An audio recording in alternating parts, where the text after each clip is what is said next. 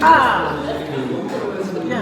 Les aptitudes au niveau de la conduite sont encore relativement bonnes, mais bon, c'est jamais inutile de se remettre un peu en question. Des paroles et une volonté pleine de sagesse qui a pu s'exprimer cette semaine à la maison de quartier de Neunkirch. Des gendarmes et la fédération Senior Moselle proposaient en effet à des personnes âgées de prendre part à 3 ateliers, dont 2 relatifs à la prévention routière, avec une partie théorique basée sur le code de la route et une mise en pratique de situations de freinage d'urgence à l'aide d'un simulateur de conduite. On organise ces ateliers-là pour leur permettre finalement de se rassurer, de refaire un point sur le code de la route qui a fortement évolué par rapport à la date où ils ont passé le permis de conduire. Il y a plein de nouveaux panneaux qui sont sortis et comme on ne fait plus le code de la route, ça m'intéressait de savoir quels sont ces panneaux et qu'est-ce qu'ils disent, à quoi ils servent. Surtout que malgré les encouragements gouvernementaux, les seniors ne sont pas prêts à abandonner leur auto, même pour effectuer les trajets du quotidien. Heureusement qu'on a la voiture pour pouvoir se déplacer. C'est une question de mobilité. Même si on habite en ville, il y a les bus.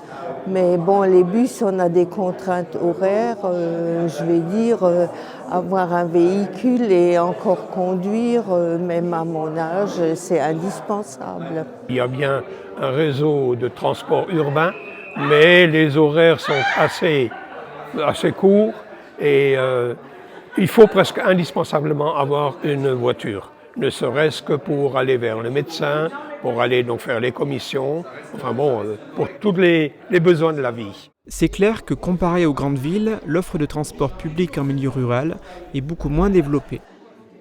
S'ils se sentent encore à l'aise derrière un volant, les seniors sont en proportion assez souvent impliqués dans les accidents. En zone gendarmerie, sur notre territoire, les jeunes de 18 à 25 ans sont les plus représentés dans les accidents de la route et on retrouve ensuite les plus de 60 ans. Mais les causes ne sont pas du tout les mêmes.